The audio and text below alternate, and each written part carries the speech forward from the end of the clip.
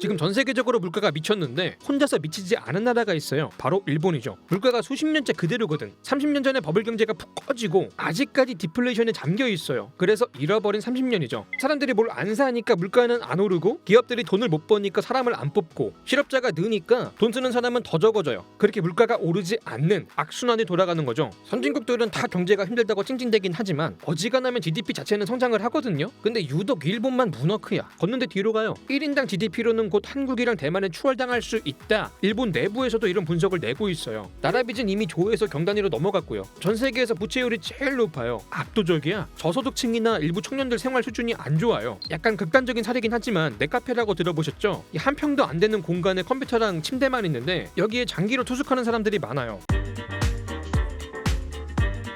옛날에 진짜 미치게 잘 나갔는데 이 현대사에서 일본의 전성기가 총 3번이 왔어요. 첫 번째가 근대화에 성공을 하면서 중국이나 러시아를 꺾고 동아시아에서 패권을 장악하고 제국을 건설했던 시절이 있죠. 다음으로 세계대전의 한국전쟁을 거치면서 이 군수산업으로 제조업이 발전하다가 7, 80년대에 제조업으로 수출 대국이 돼요. 소니의 워크맨이나 도요타의 자동차가 미국의 가정을 점령하던 시절이죠. 마지막이 이제 버블 경제인데 이때 부동산이랑 금융의 거품이 무지하게 끼면서 일본 금융사가 세계 50대 기업을 쓸어 담았어요. 부동산 같은 경우는 일본 전체 국토가 미국 전체 국토보다 4배나 비쌌고, 버블 경제는 제가 따로 만든 영상이 있는데 이거는 같이 보시면 좋을 것 같아요. 어쨌든 이런 전성기들을 거치면서 일본의 문화도 미국을 중심으로 전 세계에 퍼지게 됐죠. 현재 세계에서 제일 큰 IP도 포켓몬이랑 헬로키티예요. 미국의 마블이나 디즈니가 아니라 이렇게 군사, 경제, 문화가 찬란하던 시절이 있었어요. 근데 어쩌다가 이런 매너리즘에 빠지게 됐냐. 자, 마지막 전성기였던 버블이 푹 꺼졌다고 해서 나라가 망하는 건 아니에요. 열심히 복구하면 되죠. 다들 그러고 살고 있는데. 근데 일본은 시기가 조금 안 맞았던 게 그때가 신자유주의가 트렌드였거든요. 전 세계가 하나의 시장으로 통합이 되고 관세 없이 저렴한 수입산들이 막 들어오면서 국산 제품들의 가격에 압박을 가했어요. 그렇게 전체 물가를 낮추게 됐죠. 근데 일본은 물가가 안 올라서 걱정인 나라인데 수입산이 물가를 낮추면 이게 좋겠어요? 여기에 기업들은 또 수입산이랑 가격 경쟁을 해야 되다 보니까 생산 단가를 낮춘다고 만만한 인건비를 까게 되는 거죠. 그 월급 쥐꼬리만큼 주면서 만든 중국산이랑 가격 경쟁이 안 되니까. 게다가 정부까지 인건비가 싼 비정규직을 늘려주면서 기업들의 인건비 후려치기를 지원하게 돼요. 이 국민들이 전부 다 돈을 못 벌게 됐고, 그만큼 물건을 안 사니까 물가는 더 안 오르고 디플레가 굳어지고 내수가 무너지게 돼요. 수출 기업 키운다고 거의 내수를 버린 거예요. 국민들의 등골을 빨아서 기업을 키운 건데 문제는 이 기업들이 수출해서 힘을 못 쓴다는 거지. 국민들까지 희생시켰는데 성과가 없는 거야. 근데 웃긴 건 이 기업들이 매출은 못 올렸는데 영업이익은 또 많이 올랐어요. 적게 벌고 많이 남겨 먹었다는 거죠. 어떻게 이런 게 가능하냐. 정부가 인건비도 아껴주고 법인세까지 깎아줬으니까 그 외국에 나가서 달러 벌어오라고 도와줬더니 자국민들 뜯어먹으면서 버틴 거예요. 이때부터 양극화도 되게 심해지게 됐고요. 그 아베 총리 때 와서는 기업하기 좋은 나라를 만들겠다고 했는데 기업이 성장하기 좋은 나라가 아니라 기업이 대충 그냥 적당히 해도 먹고 사는 나라가 된 게 아닌가 뭐 이런 생각이 들고, 근데 이게 기업들은 일을 못해도 먹고 살만하고 국민들은 일을 열심히 해도 못 먹고 살면은 노력한 만큼 보상을 받는 구조가 아니라는 건데, 사실 신자유주의 질서에서 부작용이 없는 나라는 없지만 뭐 중국이나 대만, 한국 같은 경우는 수출을 잘해가지고 덕을 더 크게 본 나라 중에 하나거든요. 일본 같은 경우는 디플레이션 상황이라서 유독 궁합이 잘 안 맞았던 것 같긴 해요. 그리고 일본이 내수가 큰데 내수를 버린다는 건 강점을 버린 거라서 조금 아까워요. 근데 왜 이런 선택을 했을까? 사실 당시에 세계화가 트렌드라서 어쩔 수가 없긴 했어요. 이미 인구도 감소가 되기 시작했다는 것도 컸고, 소비 인구도 생산 인구도 감소가 된다고 하면 내수 시장은 거의 가망이 없거든요. 수출 경제로 돌릴 수밖에 없지 않았나 뭐 이런 생각이 들고,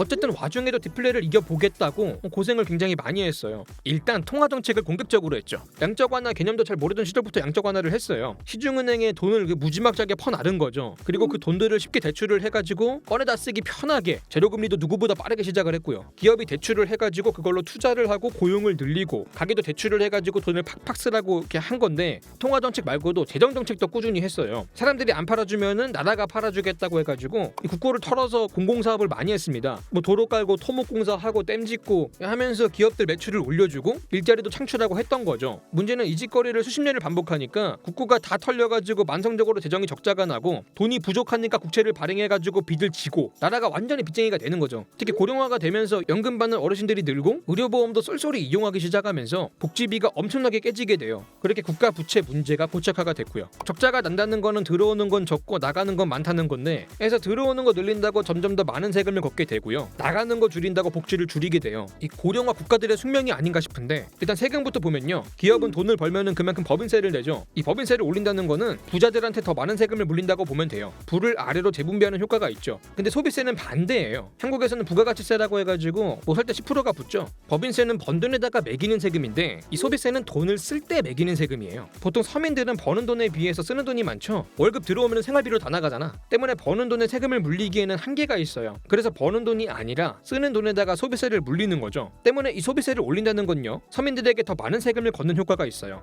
일본은 대체로 법인세를 줄여왔고 반대로 소비세를 올려왔거든요. 부자는 점점 더 적은 세금을 내고 국민들은 점점 더 많은 세금을 내는 거죠. 이게 뭐 나라가 빚쟁이니까 세금을 더 걷는 건 알겠는데 왜 국민들만 더 내고 기업은 쏙 빠질까? 왜 기업은 고통을 분담하지 않는 걸까? 이게 내수보다는 수출을 선택해서 그래요. 이 법인세를 올리면은 상품의 가격에 반영이 돼요. 이러면 글로벌 시장에 나가서 가격 경쟁이 안 되겠죠. 게다가 법인세로 기업의 수익이 악화되면 기업은 투자나 고용을 줄이게 되고요. 그리고 애초에 일본은 법인세가 원래 높았어요. 소비세는 조금 낮은 편이었고 이게 주변 국가 수준으로 맞춰가는 과정이라고 보면 되는데 그리고 정치적인 이유도 있어요. 보통 법인세를 올리면 기업들이 압력을 행사해요. 뭐 로비를 주든 정치 자금을 지원하든 어떻게든 법인세를 낮추려고 하거든요. 물론 소비세도 올리면 국민들의 저항이 상당한데 실제로 올릴 때마다 내각이 교체가 됐어요. 근데 이게 시간이 지나면 금방 잊는다는 거죠. 이 소비세가 물건 가격에 포함이 돼요. 간접세라서 이게 잘 보이지도 않아요. 세금이 아니라 물가가 오르는 것처럼 느껴지는 거야. 그래서 저항감이 오래가지 않기 때문에 소비세를 올리는 선택을 주로 한다는 거죠. 문제는 안 그래도 디플레이션인데 소비세를 올려버리면 물건을 더 안 사겠죠.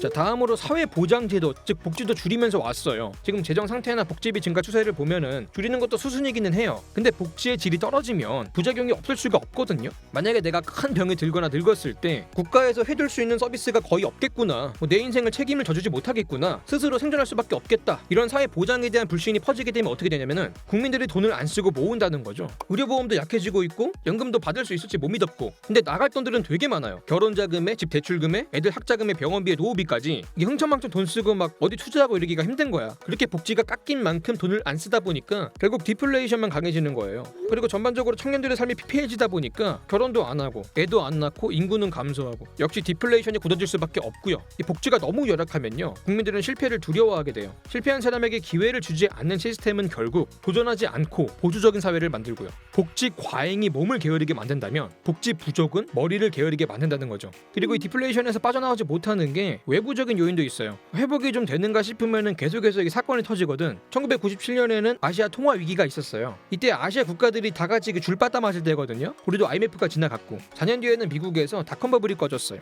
옛날 지금이나 일본의 최대 수출국이 미국이거든요. 고객인 미국이 힘드니까 같이 힘들었던 거죠. 7년 뒤에는 리먼 사태가 터져가지고 미국 경제가 아주 오랜만에 작살이 났어요. 3년 뒤에는 또 후쿠시마에서 원전이 터졌고 피해가 엄청 났죠. 그래서 우리 방사능 국가 아니다, 다 회복했고 우리 제품 안전하다, 좀 팔아줘라, 관광도 조금 다시 와주고, 이런 식으로 홍보한다고 도쿄올림픽을 열고 큰 거 한 방 준비한 건데 평소에도 호흡기에 약을 달고 사는데 약발 좀 도는가 싶으면은 호흡기 떼가고 링거 뽑고 마음처럼 안 되는 거죠. 이게 국민들 희생시켜가지고 기업들은 키웠는데 얘들이 성과를 못 낸 게 좀 큰 것 같아요. 그 이유가 뭘까? 사실 일본의 제조업이 기술력이랑 품질은 유명하죠. 제조업의 꽃이라고 하는 자동차도 도요타가 세계 1등이고 특히 일본은 소재, 부품, 장비, 이 소부장이 강한데 중국 다음으로 많은 소부장을 전 세계에 공급하고 있어요. 이 공급이 끊기면 세계 공장들이 멈추는 거죠. 한국의 반도체도 여기에 의존하고 있고 이 소부장은 철저하게 기술력이나 품질 같은 기본기가 중요해요. 근데 일본이 오랫동안 기초과학에 투자를 했죠. 노벨 수상자도 되게 많이 배출했어요. 특히 군수산업으로 크는 동안에 제조업 기술도 크게 발전을 했고 독일이랑 비슷한 케이스라고 보면 되는데 전쟁 끝나고 미국이 군수산업이나 관련 재벌들을 해체를 시키면서 갈라져 나온 중소기업들이 이 소부장 산업을 발전시켰다고 보면 돼요. 덕분에 일본은 중소기업이 굉장히 강해요. 경제에서 차지하는 비중도 크고요. 문제는 대기업이 완제품에서 죽을 쓰고 있다는 거죠. 실제로 세계 기업 순위를 봐도 도요타 말고 그렇게 안 보여요. 반도체 완제품은 삼성이랑 TSMC가 다 해먹고 스마트폰도 삼성, 애플, 화웨이가 다 해먹어요. 반도체고 전자제품이고 원래 일본이 잘 나갔었는데 어쩌다 이렇게 됐을까?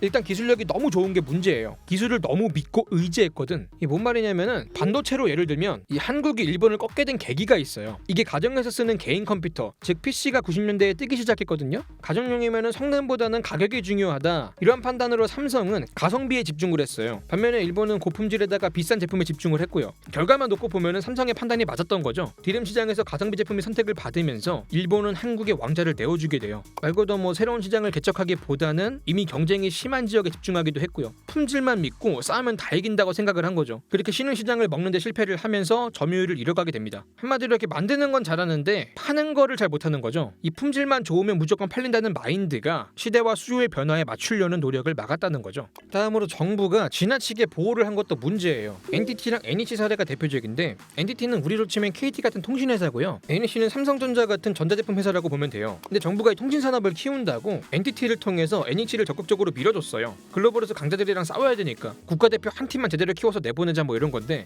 문제는 거의 독점 수준으로다가 보호를 했다는 거죠. 때문에 새로운 사업자가 진입을 하지 못하고 내수 시장에서 공정한 경쟁이 사라지고 경쟁자도 없고 편하니까 혁신을 안 하는 거죠. 당시 미국은 반대로 했어요. 독점을 막는다고 IBM이랑 AT&T를 두들겨 팰 때거든요. 덕분에 수많은 스타트업들이 탄생을 할 수 있었고요. 지금 세계 순위권에 있는 기업들을 보세요. 다 그 미국의 청년들이 창업한 회사거든요. 혁신이라는 게 다 이런 데서 나오거든요. 대기업은 배가 워낙에 커가지고 방향을 트는 것도 굼떠요. 빙산이 이제 눈에 보이면 이미 늦은 거야. 다음으로 지목되는 이유가 갈라파고스화예요. 이 기업들이 내수만으로도 나름 먹고 살만 하다 보니까 이 내수 수요에 맞춰가지고 제품을 만들게 되고 글로벌 시장에선 안 팔리게 됐다는 거죠. 최근에 도장 찍어주는 로봇이 유명해요. 일본이 전산화가 안 돼 있어가지고 도장을 찍는 게 일이라서 기계가 대신 찍어주는 거죠. 자, 그러면 지금 내수도 망했고 수출도 망했네요. 근데 디플레이션에다가 국가 부채에다가 인구 감소에다가 이거는 뭐 일본은 그냥 망하라는 거구나 싶은데 사실 그런 말이 있어요. 부자는 망해도 3대는 간다. 이게 가진 돈을 굴리기만 해도 먹고는 살거든요. 국가도 똑같아요. 일본이 한창 돈 잘 벌 때요. 해외에 투자를 많이 했어요. 뭐 부동산에 채권에 주식에 공장에 기업까지 돈 되는 건 다 샀어요. 여기서 나오는 배당금의 이자의 시세 차익이 상당해요. 7, 80년대에 한창 수출대국으로 돈 잘 벌 때도 많이 샀고 엔화가 비쌀 때도 상대적으로 저렴해진 해외 자산들을 많이 샀어요. 그러다 버블이 오고 돈이 썩어 넘치면서 헬기 타고 다니면서 해외 자산 쇼핑을 했어요. 버블이 꺼졌을 때도 경기 회복시킨다고 금리를 낮추니까 이자가 싸다고 대출을 받아가지고 투자를 많이 했고요. 이런 식으로 얼마나 샀냐면은 전 세계에서 해외 순자산 보유량이 제일 많은 나라가 됐어요. 덕분에 수출이 안 풀리고 무역으로 적자가 나도 경상수지가 흑자예요. 물건을 못 팔아도 그것보다 많은 투자 수익을 땡겼다는 거죠. 일을 해가지고 돈을 버는 단계는 이미 지나간 거야. 망해도 3대가 가는 이유가 있어요. 문제는 4대, 5대, 6대까지 가면 어떻게 될 것이냐 아무도 모른다는 거죠. 자, 오늘 영상 여기까지고요. 지금까지 지식한 입의 한 입만이었습니다.